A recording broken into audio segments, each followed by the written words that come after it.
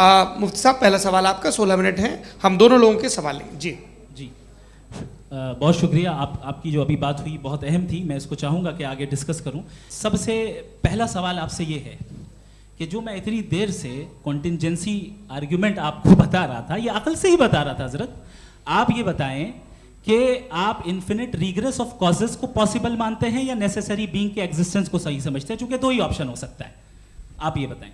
देखिए, आपको मैं ईमानदारी से बात करूं, एक तो मैं कॉन्टिजेंसी वर्ड ठीक से समझता नहीं, और इस वक्त भी जो आपने अंग्रेज़ी के अल्फाज इस्तेमाल किए वो ज़रा थोड़े से मुझे डिफ़िकल्ट और कॉम्प्लिकेटेड लगे, तो आप ज़रा सिंपल ज़बान में सवाल कर सकते हैं? बिल्कुल कर सकता हूँ जी।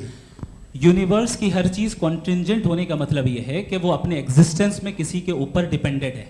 जो भी चीज़ डिपेंडेंट होगी वो चीज़ इंडिपेंडेंट नहीं हो सकती, तो उसका कोई ना कोई कॉज होगा।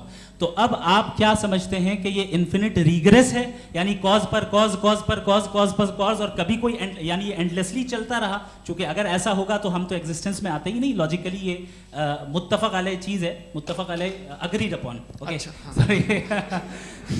इस पे हमने एग्री किया था कि मुश्किल शब्द आएगा तो अर्थ बताना पड़ेगा। तो इन्फिनिट रिग्रेस तो पॉसिबल नहीं है, तो कहीं ना कहीं आपको रुकना पड़ेगा ऐसे नेसेसरी भी।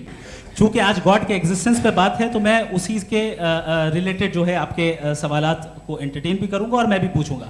आपने कहा कि आपने साबित ही नहीं किया, जबकि आर्ग्यूमेंट ऑफ कॉन्टिंजेंसी बुनियादी आर्ग्यूमेंट है। आप मुझे कॉन्टिजेंसी का मतलब बताइए, आपका मतलब क्या कॉन्टिजेंसी?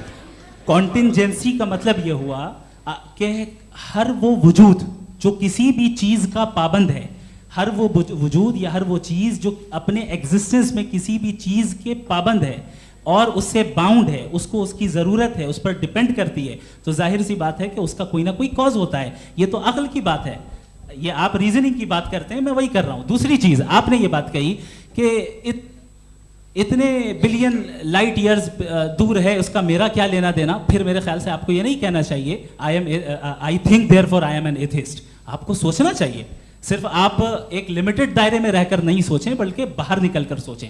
आपने तीसरा सवाल किया, आपने 2-3 सवाल एक साथ। ऐसी बातें ना कीजिए, कुछ लोगों को इतराज़ हो जाएगा आप पे कि आप कुछ भी सोचें, ये इजाज़त आपको है नहीं, मुझे है।